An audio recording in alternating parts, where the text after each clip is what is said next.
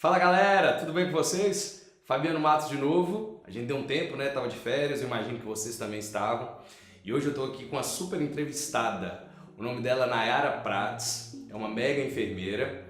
E o seguinte, o nosso assunto de hoje, pessoal, é um assunto muito importante. A gente vai falar sobre transplante de órgãos. E você já pensou em ser um doador de órgãos?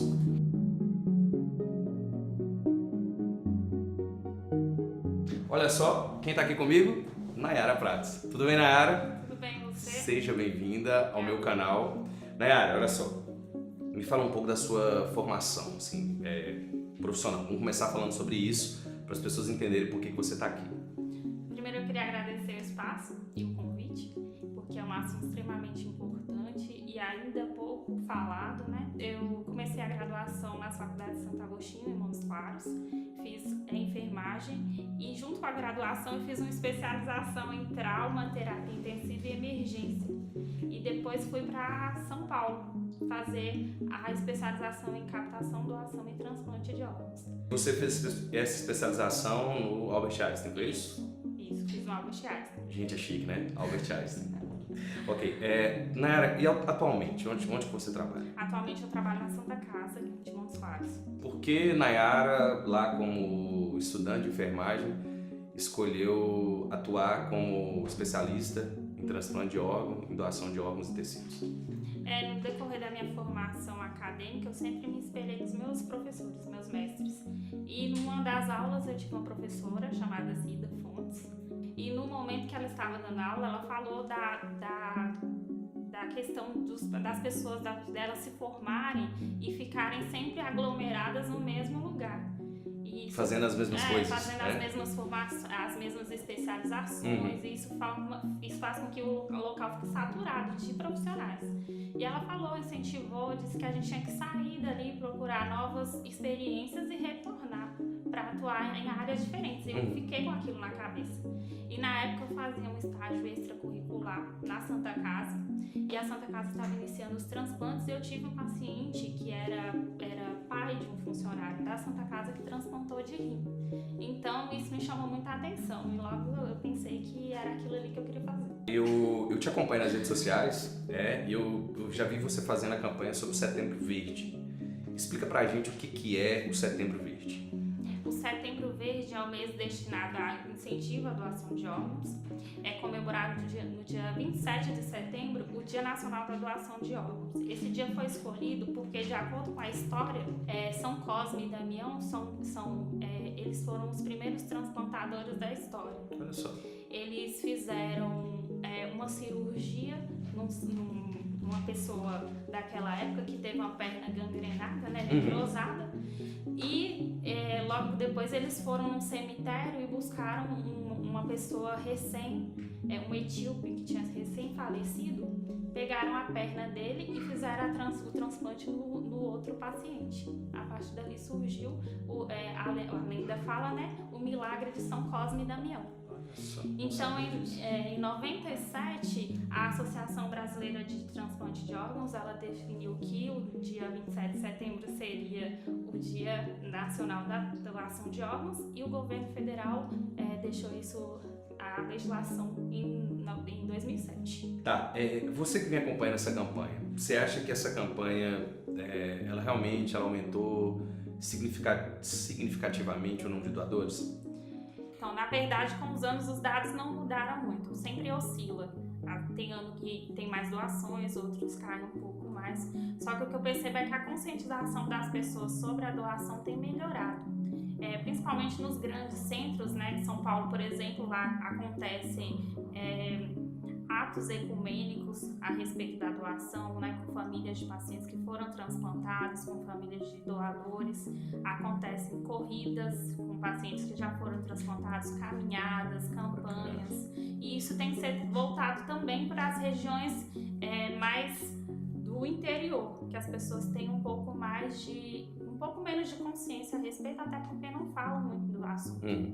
Eu imagino que deve ter muitos mitos, assim, em relação ao transplante de órgãos. Eu já escutei vários. Quais são os principais que você tem reconhecido durante sua experiência com esse trabalho? Um dos grandes mitos é que a pessoa fala que deixou escrito que não vai ser doadora de órgãos ou que vai ser doadora de órgãos. Na verdade, existiu uma lei em 97, onde chamava de doação presumida, que a pessoa, quando ela tirava o documento de identidade, ela podia registrar como doadora ou não doadora. Mas isso teve um certo desconforto com a população a respeito disso, e em 2001 essa lei foi revogada. Então, a partir daí, somente as famílias podem autorizar a doação, independente de você falar em vida que é doador ou não. É sua família quem vai decidir. Então, isso é um mito. Quem vai decidir é a família, independente da sua vontade. É claro que a tendência da família é respeitar o que você diz, mas é ela quem vai decidir. Outro mito grande é a pessoa achar que se você for internado no pronto-socorro, por exemplo, o médico, sabendo da sua vontade de ser doador, vai deixar de prestar um atendimento para você. Não, naquele momento que você é internado, a sua saúde é em primeiro lugar. O hospital tem total responsabilidade sobre a sua saúde e você é prioridade. Você vai ser doador de órgãos se você evoluir para um quadro de morte encefálica e sua família autorizar a doação dos órgãos. Não vai funcionar dessa forma. Por mais que a pessoa queira ou por mais que ela esteja ruim, quem vai determinar isso é a família. Isso, é a família. Sempre vai ser a família. Outro mito, o corpo fica mutilado. Não, né? Tem pessoas que têm medo da doação por achar que o corpo vai ficar mutilado quando tem a doação. A doação ela é uma cirurgia como qualquer outra.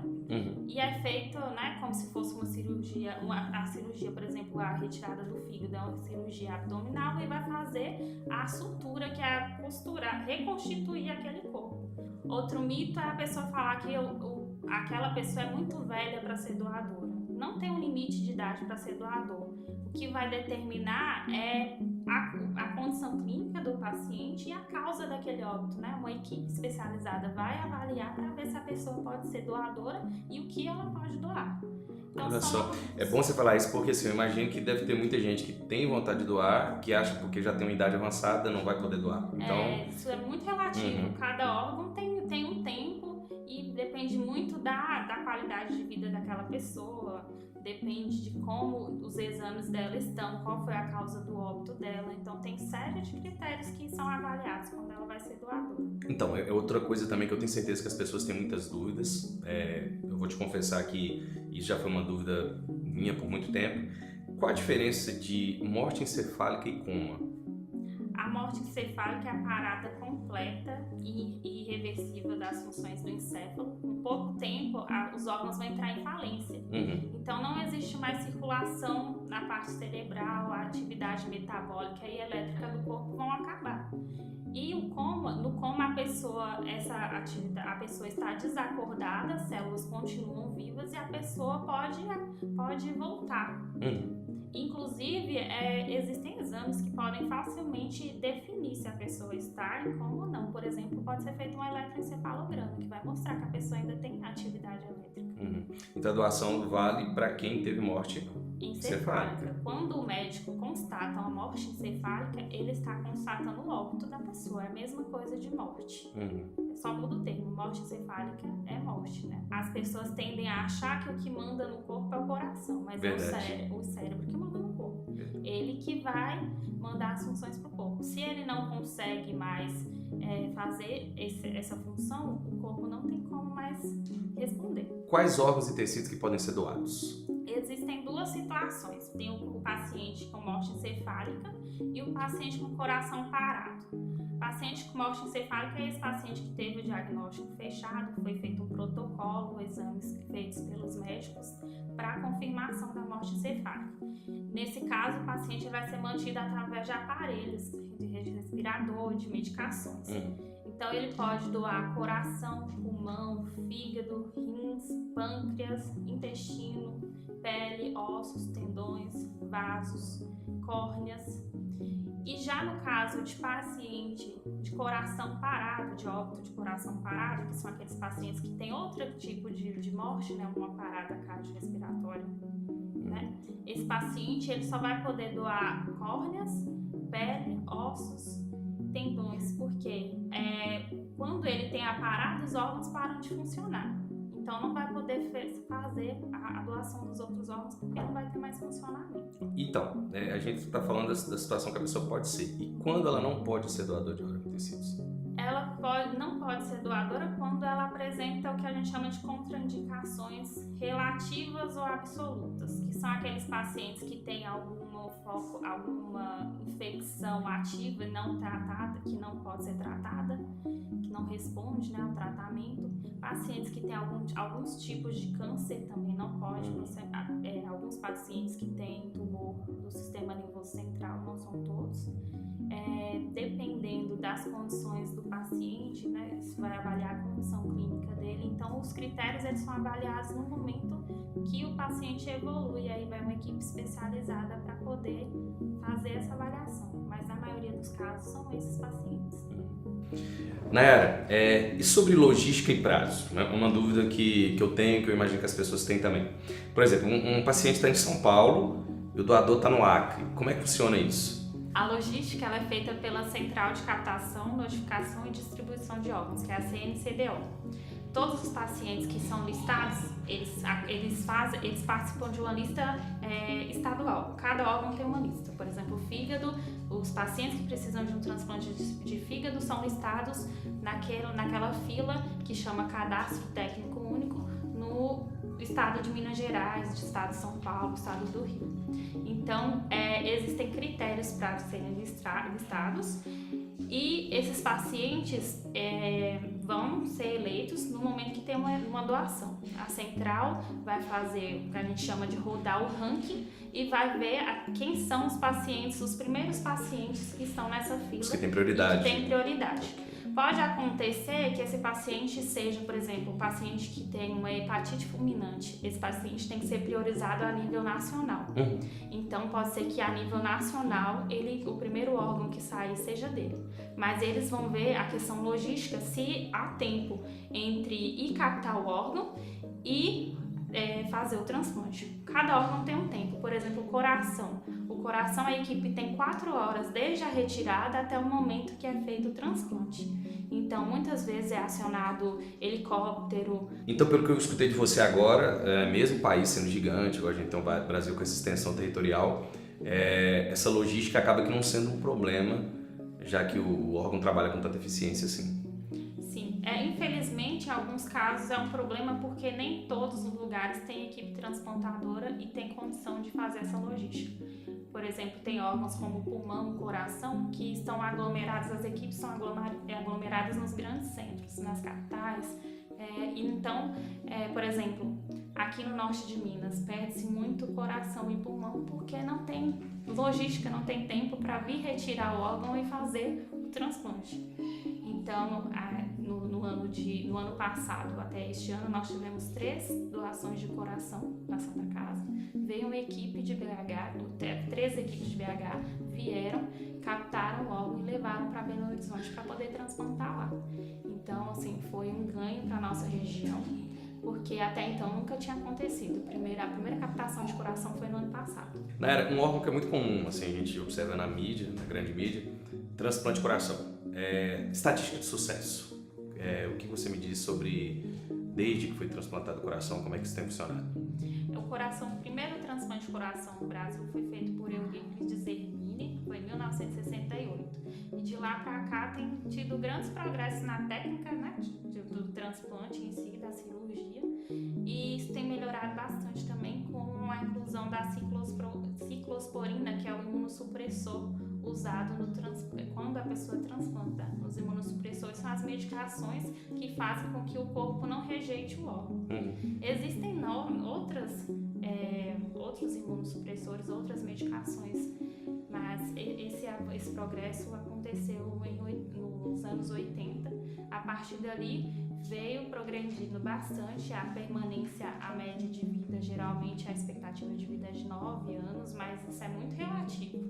Isso é uma média estimativa. Tem pacientes transplantados que, inclusive, são campeões de atletismo. Nós temos pacientes com esse perfil. Então, a qualidade de vida deles é muito boa. É lógico que o paciente, quando transplanta, ele tem que ter cuidados a vida inteira. Então, Monitoramento. Isso, monitoramento, fazem uso de medicação por toda a vida, eles têm que fazer acompanhamento médico por toda a vida. No caso de vacinas, tem que ter cuidado com as vacinas que são usadas. Não pode, tem que ter cuidado com ingestão de anti-inflamatórios. Então, tem série de cuidados que tem que ser feitos, mas, sem dúvida, melhora muito a qualidade de vida da pessoa. Ótimo. Uma pessoa está prestes a morrer. Tem possibilidade da morte dela ser antecipada para beneficiar algum receptor? Por exemplo, imagine que ela queira que isso aconteça. Isso é possível no Brasil? Não. Para acontecer uma possível doação, né, a família precisa autorizar. Para a família autorizar, o paciente tem que ter um diagnóstico fechado de morte encefálica. E para isso existe um protocolo que é feito conforme a resolução do CFM, que é a 2173 de 2017.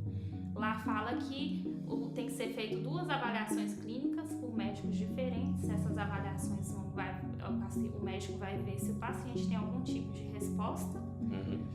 E também é feito um exame complementar, que pode ser um Doppler transcraniano, eletroencefalograma, que faz com que a gente consiga ver se tem atividade metabólica, elétrica ou sanguínea. Então, esse paciente só vai ser doador quando fechar um protocolo de morte encefálica. Não tem condição de antecipar para poder ser doador. E, como eu tinha dito, quando você é internado no hospital, a prioridade número 1 é a sua vida, é salvar a sua vida. E não salvar de um terceiro. Isso. Ali, a partir da evolução do seu quadro, se evoluir, infelizmente evoluir para óbito, apesar de todo o tratamento que a equipe vai te fornecer, é aí que vão ser vistas essa possibilidade, mas depois de fechar um protocolo. Jamais é tocado nesse assunto com a família sem ter um diagnóstico fechado. Nayara, lista de doadores. Quantas pessoas estão na lista de doadores do Brasil, a nível de Minas e na regional de Montes Claros? No Brasil tem em torno de 33 mil pessoas à espera de um transplante. Em Minas Gerais, mais de 3.600 pessoas e na regional de Montes Claros, mais de 390 pessoas. Nayara, sobre falar, imagine, por exemplo, que eu quero ser doador de órgãos, né, e tecidos quando eu morrer. Você acha importante que a pessoa fale para os seus familiares em vida que ele quer ser doador de órgãos? É extremamente importante porque no momento que você conversa com a família, se ela tiver essa consciência de que você era um doador, um doador de órgãos, isso vai ajudar no momento da decisão. Muitos falam que não sabiam que aquela pessoa nunca tinha manifestado e tem esse conflito entre a morte e aquele momento em que nós vamos fazer a entrevista, e isso de certa forma conforta a família na hora de tomar uma decisão, principalmente quando tem na família alguém que é contra. Acontece às vezes de ter um número de pessoas que gostaria de doar e uma pessoa que recusa. Nesses casos a família ela tem que entrar em um acordo e optar pela doação ou não. Se tiver uma pessoa contra a doação, a gente não aceita aquela doação, porque a principal função é ajudar o próximo, não causar qualquer tipo de desavença entre a família. Então, muitas vezes, se você disser que é um doador, isso vai ajudar na hora de tomar a decisão. É extremamente importante que todas as pessoas conversem não só com a família, mas um grupo de pessoas que convivem, seja amigos, do trabalho, é extremamente importante. Porque de repente pode pensar assim, poxa, a gente não vai doar porque não era vontade dele. Isso. E se a pessoa falar, isso já fica bem explícito, né? Porque a tendência das pessoas é respeitar. Independente dela ser contra a doação, ela vai respeitar o que a pessoa decidiu em vida. Nayara, me fala da sua experiência. Você trabalha 6 anos, né, com doação de órgãos. Qual a percepção que você tem em relação à família de quem doa os órgãos e à família de quem recebe? Assim, a gente vê muitas histórias que são passadas que depois elas até ficam amigas. Você nota alguma percepção nesse sentido? Sim. De satisfação, Você nota isso?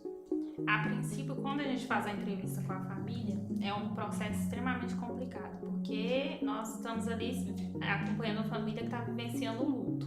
O luto ele tem várias fases e nós temos que saber exatamente o momento de conversar com aquela família. É um momento muito difícil, a pior hora daquela família, mas é o único momento que nós temos para falar. Então, muitas vezes a família não quer doar porque não entende o processo da morte encefálica, não consegue entender como que uma pessoa está morta e o aparelho continua funcionando, né? É como se ela tivesse esperança que o paciente retomasse. Isso. Tem aquela questão de religiosidade. Muitas vezes a gente pensa que tem famílias que falam que vão negar, recusar a doação porque é para o paciente ir embora da mesma forma que ele veio. Se ele veio com um rim, ele vai embora. Se ele veio com 2 rins, ele tem que ir da mesma forma. E então são situações muito difíceis, porque não existe nenhuma religião que é contra a doação de órgãos. Pelo contrário, elas incentivam, porque falam que é o maior gesto de caridade, de amor e solidariedade ao próximo. Mas isso é muito particular, são das pessoas, e a gente não tem como você julgar a pessoa pelo sentimento dela. Então, muitas famílias recusam. E depois que passa esse processo de luto, elas falam que se arrependem de não terem doado. Já as famílias que doam, elas falam que se vê um pouco confortadas por terem doado, porque elas conseguem fazer com que outras pessoas vivam através daquela pessoa que elas perderam. Sim. Então tem muito esse relato de conforto mesmo, de sentirem essa satisfação de ter feito bem para o outro. A questão das famílias se conhecerem, isso não é permitido, isso não é permitido no Brasil, né? A legislação não permite que as famílias se conheçam, apesar de que na grande mídia eles fazem esses encontros de vez em quando, mas isso não é permitido. O que acontece é que às vezes a família descobre, porque tem hospitais que são hospitais notificantes, que é onde acontece o processo do protocolo de morte encefálica, as doações, e tem hospitais e esses mesmos hospitais também podem ser transplantadores, então é fácil, tem lugares, por exemplo, se a cidade for pequena, é mais fácil da pessoa descobrir, então elas descobrem por elas mesmas, mas isso não é permitido. Então, não é que o trabalho de vocês divulga quem tá doando e quem tá recebendo. Não é que divulga. E a família que tem essa questão da família que doa, que ela fica extremamente satisfeita e feliz por ter feito bem para outra pessoa. E também as pessoas que recebem, essas pessoas se sentem revigoradas, né? É como se elas realmente tivessem ressuscitado. Então são pessoas que valorizam muito a vida e são muito gratas a todos aqueles que fizeram a doação também. Então são pessoas que levantam, defendem a bandeira da doação mesmo. Eu vejo que tem essa questão da doação de órgãos, é uma questão muito humana, tanto da pessoa que recebe quanto da pessoa que doa também. Ok. Nayara, eu vou ter que te agradecer, porque foi muito bacana a entrevista. Eu tenho certeza que a galera de casa, que me segue no meu canal, tiraram muitas dúvidas. Eu, por exemplo, tirei muitas dúvidas aqui com você. Eu já admirava, passo a admirar mais ainda agora, conhecendo mais afinco o seu trabalho. Pessoal, olha só, a gente volta com tudo, com os nossos vídeos, tá? Se inscrevam no nosso canal, tá bom? Quem não tá inscrito, inscreve. Chama um amigo para se inscrever também, ok? Ativa a notificação para você receber mensagem que tem vídeo novo. E pode visualizar 1, 2, 3, um monte de vezes que vocês quiserem, tá bom? Até a próxima e um grande abraço. Até mais, galera. Valeu, Nayara. Obrigada. Obrigado.